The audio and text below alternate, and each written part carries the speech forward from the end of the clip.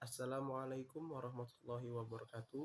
Izin memperkenalkan diri, nama saya Rizky Ramadan dengan NPM 20510404298 dari Prodi Manajemen Bisnis Syariah kelas C, Fakultas Ekonomi dan Bisnis Islam, Universitas Islam Negeri Radin Intan Lampung. Yang saya hormati Ibu Gina Ulfa Saifur Rahman, LC MASC selaku dosen pengampu mata kuliah Fikih Muamalah. Baiklah, pada video kali ini saya ingin melaporkan isi dari review jurnal tentang akad dengan judul Jurnal Tinjauan Ekonomi Islam terhadap Akad pada E-commerce Studi Kasus Tokopedia. Tokopedia adalah salah satu perusahaan startup di Indonesia. Tokopedia didirikan pada tahun 2007 dan dirilis ke publik pada 17 Agustus 2009. Tokopedia adalah salah satu 4 unicorn baru di Indonesia yang berasal dari Tokopedia adalah salah satu dari 4 unicorn baru di dunia yang berasal dari Indonesia. Unicorn adalah perusahaan startup dengan nilai lebih dari 1 miliar dolar. Akad yang terdapat pada Tokopedia. Yang pertama ada akad jual beli.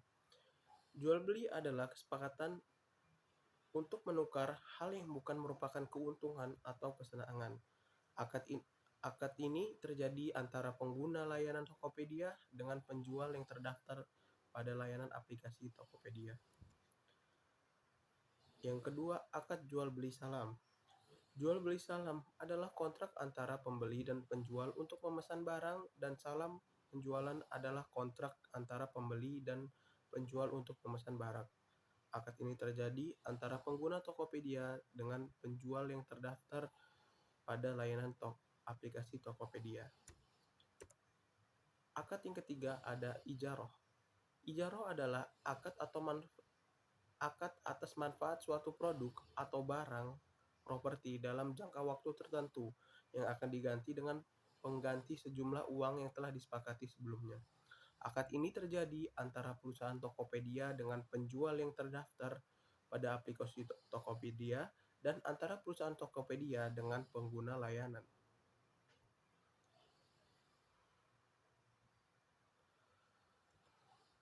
Sistem kerja akad pada aplikasi Tokopedia. Yang pertama ada akad jual beli. Dalam menjalankan bisnis, selama tidak menyimpang, berbagai cara dapat digunakan dengan bebas. Adapun kecurangan, manipulasi, dan bisnis terlarang lainnya yang membahayakan orang lain. Agar penjualan efektif, kontrak harus memenuhi prinsip penjualan. Strategi promosi tidak memasukkan faktor seperti penipuan dan manipulasi yang merugikan salah satu pihak. Pasalnya, kualifikasi yang diberikan bot Tokopedia selalu sesuai dengan keinginan konsumen. Sistem kerja akad jual beli salam. Jenis produk, spesifikasi produk, harga, dan jumlah yang tersedia tercantum lengkap di situs Tokopedia. Memudahkan calon pembeli atau pembeli dalam melakukan kegiatan jual belinya.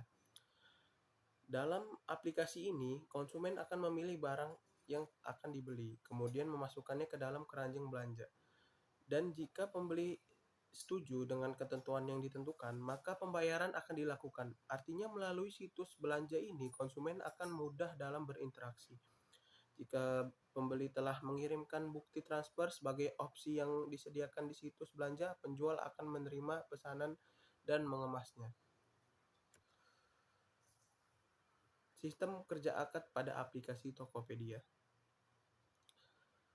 Akad ijaroh. Praktik sewa-menyewa dalam Tokopedia ialah penjual menjadi orang yang menerima sewa, sedangkan Tokopedia menjadi pihak penyedia sewa yang dengan itu sebenarnya tidak memenuhi persyaratan dan tidak terkoordinasi dengan baik dalam hukum Islam. Kontrak antara penyewa dan penyewa dilakukan secara tertulis atau secara elektronik, yaitu mengisi formulir pembukaan toko. Namun perjanjian sewa dalam bentuk sewa tidak didukung oleh sewa yang dibentuk, dan tidak ditambah dengan kontrak sewa. Misal, pembayaran gaji sewa tidak dijelaskan. Oleh karena itu, dalam hal ini, jika terjadi masalah data selama transaksi, salah satu pihak yaitu penyewa dapat dirugikan. Kesimpulannya, dari penelitian hasil uraian pembahasan di atas, maka dapat kita tarik kesimpulan bahwa akad yang terdapat pada dalam aplikasi Tokopedia adalah akad jual beli. Akad jual beli salam atau pesanan dan ijaroh atau pesanan. Pandangan Islam terhadap aplikasi Tokopedia diperbolehkan selagi memenuhi faktor-faktor dalam hukum Islam dan tidak terdapat kecurangan maupun penipuan di dalamnya yang dapat menyebabkan kerugian pada salah satu pihak maupun kedua belah pihak. Ya, sekian laporan dari review jurnal saya. Jika ada kekurangan, saya mohon maaf. Pada Allah saya mohon ampun. Wabillahi taufiq walhidayah. Wassalamualaikum warahmatullahi wabarakatuh.